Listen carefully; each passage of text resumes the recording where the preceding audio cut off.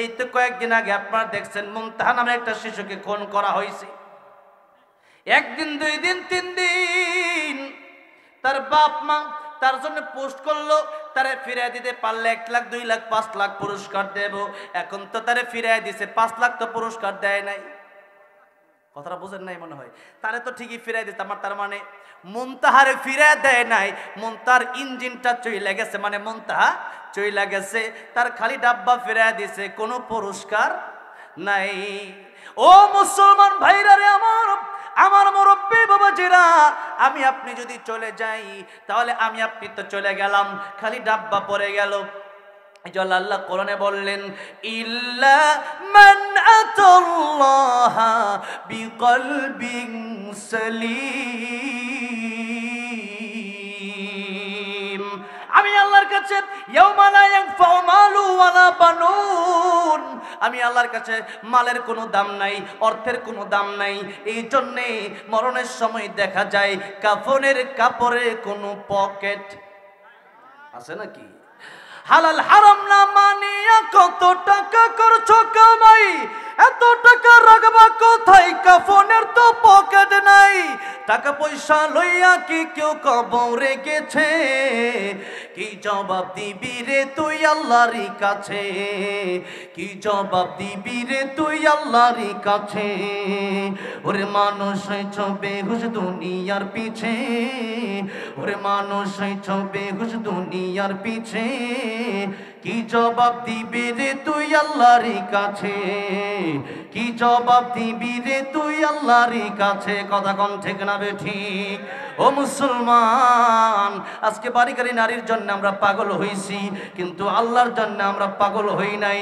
আল্লাহ বলেন, ফামান কানা ইয়ারজু লিকা রাব্বিহি ফালইআমাল আমালান সালিহা ওয়া লা ইউশরিক বিইবাদাতি রাব্বিহি আহাদা। নেক আমল নিয়ে আসো, শিরক মুক্ত ঈমান আমি আল্লাহর কাছে নিয়ে আসো।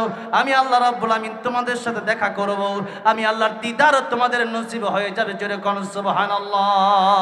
ও মুসলমান, আল্লাহ বললেন, ওয়া কুনতুম আমওয়াতান ফাআহইয়াকুম সুম্মা ইউমীতুকুম সুম্মা ইউহয়ীকুম। ছিলে মৃত, করলাম জীবিত, আবার তোমরা মরবা, আবার আমি আল্লাহ তোমাদেরকে করব জীবিত। সুতরাং দুনিয়াকে যদি তোমরা চিরজীবনের জন্য চিরস্থায়ী মনে করে, এটা সম্ভাবনা হবে না। আল্লাহ বললেন, আল্লাযী খালাকাল মাউতা ওয়াল হায়াতা লিয়াবলুয়াকুম আইয়ুকুম আহসানু আমালা। মরণের কথা আল্লাহ আগে বললেন, এটা কোনো জীবন না, আসল জীবন হলো কবরের পরের জীবন। সুতরাং আল্লাহর নবী বলেন, আল কাইয়্যিসু মান দানা নাফসাহু ওয়া আমিলা লিমা বাদাল মাউত। মরণের পরের কথা যে ব্যক্তি চিন্তা করবে, মরণের পরের জন্য যে ব্যক্তি আমল করবে, ওই ব্যক্তি হলো আসল মানুষ, ওই ব্যক্তি হলো জ্ঞানী মানুষ। এখন আপনাদেরকে জিজ্ঞাসা করতে চাই, বাড়ি গাড়ি অর্থ সম্পদ দুনিয়ার জন্য যারা পাগল পড়া হলো, এরা কি জ্ঞানী নাকি? এরা জ্ঞানী? এরা জ্ঞানী হতে পারে না। কিন্তু আল্লাহর কোরআন বলেছে, নবীর হাদিস বলেছে, যে ব্যক্তি জান্নাতের আশায় কাজ করবে, আল্লাহকে পাওয়ার আশায় কাজ করবে, মাল্লাহুল মাওলা ফালাহুল কুল। আল্লাহ রাব্বুল আলামিনের জন্য যে ব্যক্তি পাগল হবে, এই দুনিয়া আল্লাহ তার পায়ে ঢেলে দেবে। সুতরাং দুনিয়ার প্রেমে পাগল না হইয়া আল্লাহর প্রেমে পাগল হওয়া দরকার আছে না নাই? ও বন্ধু, ও মুসলমান, ও ইমানদার, আল্লাহ রাব্বুল আলামিন সূরা মায়েদার মধ্যে বললেন, ইন্নামা ওয়ালিয়ুকুমুল্লাহু ওয়া রাসূলুহু ওয়াল্লাযীনা আমানুল্লাযীনা ইউকিমুনাস সালাহ ওয়া ইউতুনাজ যাকাতা ওয়া হুম রাকিউন। ও দুনিয়ার মানুষেরা, তোমাদের বন্ধু হবে 3 জন। জোরে আওয়াজ দিয়ে বলেন, বন্ধু হবে কয়জন? 1 নম্বরে আল্লাহ বলেন, ইন্নামা ওয়ালিয়ুকুমুল্লাহ, তোমার বন্ধু 1 নম্বর হবে আমার আল্লাহ। চিৎকার দিয়ে বলে, 1 নম্বর আমার বন্ধু হবে কে? আল্লাহ। তুমি কত মহান, কত ভালো বন্ধু, প্রাণে তুমি, মনে তুমি, তুমি দয়ার সিন্ধু। আল্লাহু আকবার।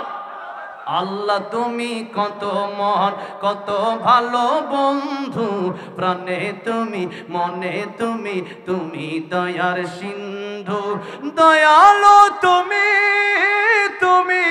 বিধাতা, তুমি তো মাবুদ, তুমি যে দাতা, ঠিক না?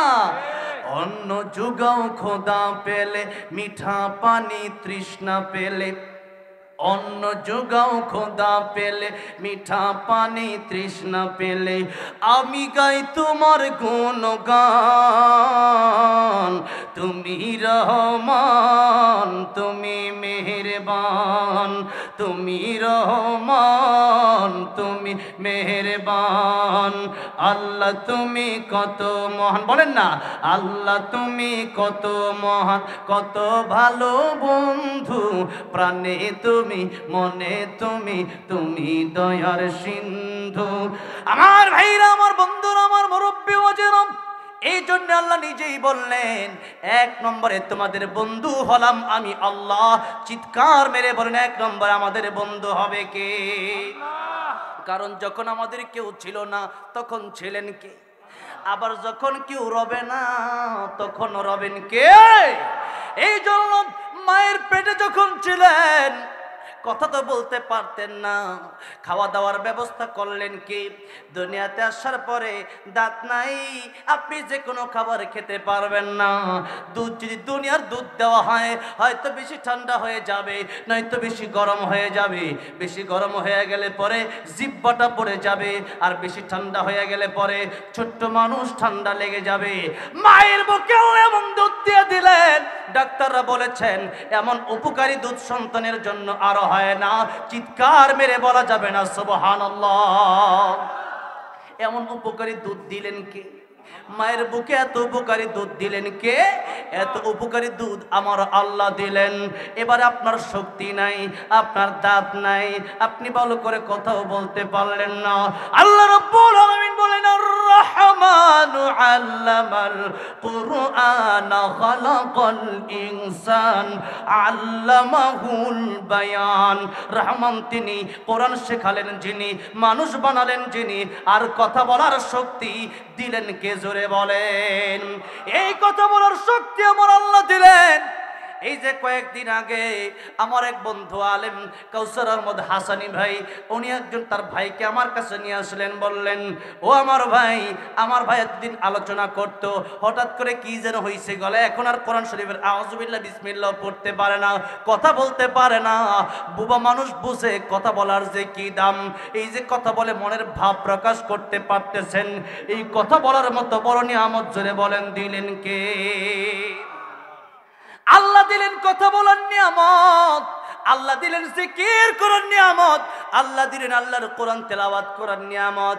এবার আল্লাহ নিজে বলছেন, লাহুম কুলুবুন লা ইয়াফকাহুনা বিহা ওয়া লাহুম আ'য়ুনুন লা